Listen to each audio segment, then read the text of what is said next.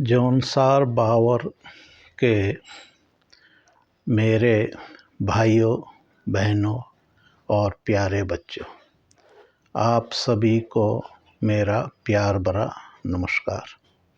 मैं दिलेराम वर्मा, गांव रिखाड़। जैसा कि आप जानते हो कि मैं जौनसार बावर की प्राचीन ऐतिहासिक घटनाओं और जौनसार बावर के समाजों में समय के साथ हुए बदलावों पर आपसे चर्चा करता आ रहा हूँ। आज चर्चा का विषय है जौनसार बावर के समाजों की ऐतिहासिक पृष्ठभूमि और उस ऐतिहासिक पृष्ठभूमि का गौरव। भारत के इतिहासकारों की इतिहास लिखने की शैली और विषय वस्तु जो रही थी उसमें शिक्षा का क्षेत्र, सुरक्षा का क्षेत्र और व्यापार का क्षेत्र था। शिक्षा का कार्य देश और समाज से पाखंड, रूढ़िवाद, कर्मकांड को कम करके वैज्ञानिक सोच विकसित करने का था और सुरक्षा का कार्य समाज और देश को सुरक्षित रखने का था। व्यापार का कार्य देश को विकास और समृद्ध करने का कार्य था। देश में जो मुख्य कार्य रहा, जैसे कि खेती बाड़ी और पशुपालन, उनका इतिहास किसी भी इतिहासकार ने ना तो लिखा है, ना ही उनकी उपलब्धि पर किसी भी प्रकार की टिप्पणी की थी। जैसा कि हम जानते हैं कि वैदिक काल में भारतीय समाज काम के आधार पर वर्गों में बटा हुआ था। इस बात को हम एक उदाहरण से समझते हैं। जैसे कि मान लो एक गांव में 4 पारिवारिक समूह निवास करते हैं, तो उसमें से जो परिवार थोड़ा पढ़ा लिखा है तो वो शिक्षा का कार्य देखता था। जो परिवार शरीर से थोड़ा हष्ट-पुष्ट था तो वो सुरक्षा का कार्य देखता था, और जो परिवार हिसाब किताब और मोल भाव में माहिर था वो व्यापार का कार्य देखता था, और जो परिवार खेती बाड़ी और पशुपालन में रुचि रखता था वो खेती बाड़ी और पशुपालन का कार्य करता था। लेकिन वैदिक काल में यह परिवार एक व्यवसाय या एक काम को छोड़कर दूसरे काम में भी जा सकता था। जैसे कि मान लो जो परिवार शिक्षा का कार्य करता था, यदि वो खेती बाड़ी और पशुपालन के कार्य में रुचि रखता तो वो पशुपालन और खेती बाड़ी का कार्य कर सकता था। इसी प्रकार खेती बाड़ी और पशुपालन का कार्य करने वाला परिवार यदि थोड़ा बहुत लिख पढ़ जाता तो वो शिक्षा का कार्य भी कर सकता था। अतः एक कार्य और व्यवसाय से दूसरे कार्य और व्यवसाय में जाने के लिए कोई भी सामाजिक बंधन नहीं था। लेकिन समय के साथ कुछ चालाक लोगों ने इस समाज को बांधने के लिए अलग अलग नियम कानून बनाने शुरू कर दिए और उसे सुदृढ़ व कठोर करने के लिए एक किताब लिख दी गई, जैसे कि मनुस्मृति। मनुस्मृति के जो नियम कानून हैं उसमें शिक्षा का कार्य ब्राह्मण समाज को दे दिया गया, सुरक्षा का कार्य राजपूत समाज को दे दिया गया और व्यापार करने का कार्य वैश्य समाज को दे दिया गया।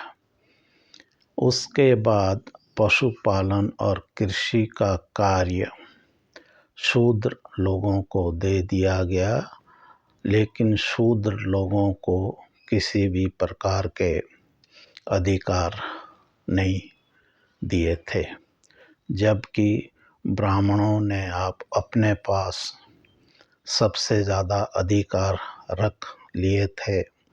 उसके बाद राजपूत लोगों ने और तीसरे नंबर पर वैश्य लोग अधिकार के मामले में आते हैं। समय के साथ अब समाज को जो उत्तरदायित्व या यह कहें कि जो कार्य सौंपे गए थे उसमें अब बदलाव करने की कोई गुंजाइश नहीं छोड़ी गई थी। जैसे कि अब जो काम सौंपे गए थे उस कार्य के अलावा आप दूसरे कार्य को नहीं अपना सकते थे। अब अगर हम ऐतिहासिक पृष्ठभूमि के हिसाब से देखें तो शिक्षा का कार्य ब्राह्मण समाज को दिया गया था, तो क्या ब्राह्मण समाज ने शिक्षा के कार्य को ठीक से किया था?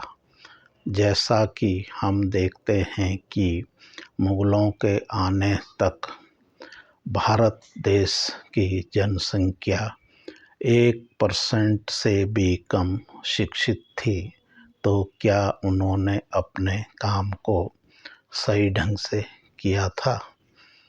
और मुगलों के बाद जब अंग्रेज भारत आए तो उन्होंने समस्त भारतीय समाजों के लिए शिक्षा के द्वार खोल दिए थे, तो उसके बावजूद भी आज़ादी तक भारत की जनसंख्या केवल 10% तक ही शिक्षित थी। सुरक्षा का कार्य राजपूतों को सौंपा गया था, तो क्या उन लोगों ने अपने कार्य को ठीक से किया था?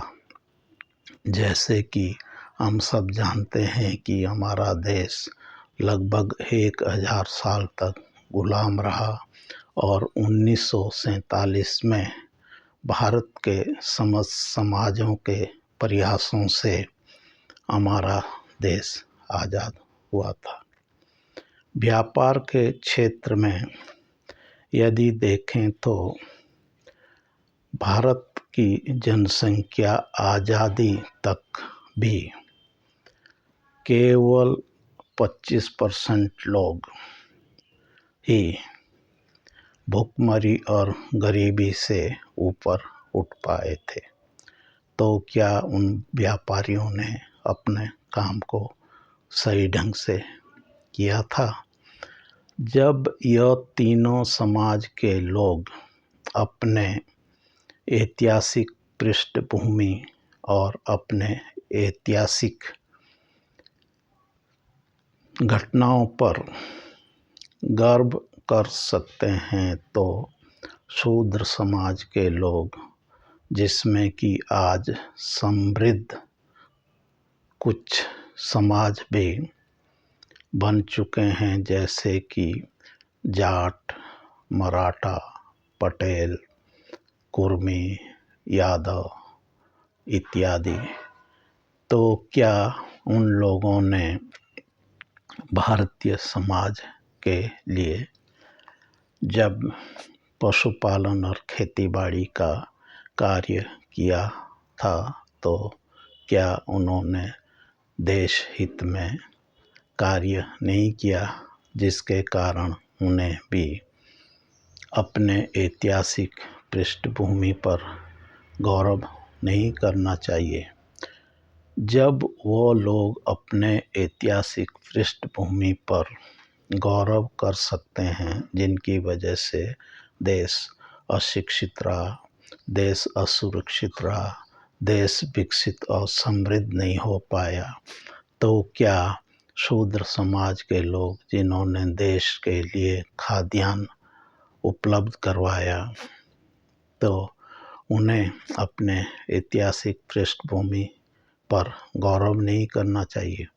अब आपके मन में यह प्रश्न जरूर आएगा कि जब उनको अपने ऐतिहासिक पृष्ठभूमि पर गौरव करना है, तो उनका इतिहास लिखा क्यों नहीं गया? इतिहास लिखने वाला और इतिहास की जानकारी देने वाला क्यों दूसरे समाज के लोगों के बारे में लिखेगा? जैसा कि हम जानते हैं कि शूद्र को लिखने पढ़ने का कोई अधिकार नहीं था, तो वे लोग तो अपने इतिहास को नहीं लिख सकते थे, और जो लिख सकते थे उन्होंने तो उन्हें एकदम समाज के निचले पायदान पर रखकर उनसे अपनी सेवा करवाई और उन्हें किसी भी अधिकार से वंचित रख कर उनके अगर इतिहास में कोई उपलब्धि भी रही होगी तो उसे भी मिटाते चले गए होंगे। अतः हम लोगों को अपने ऐतिहासिक पृष्ठभूमि की थोड़ी बहुत भी जानकारी यदि होती है तो उस पर गौरव करना चाहिए, क्योंकि ऐतिहासिक गौरव पर यदि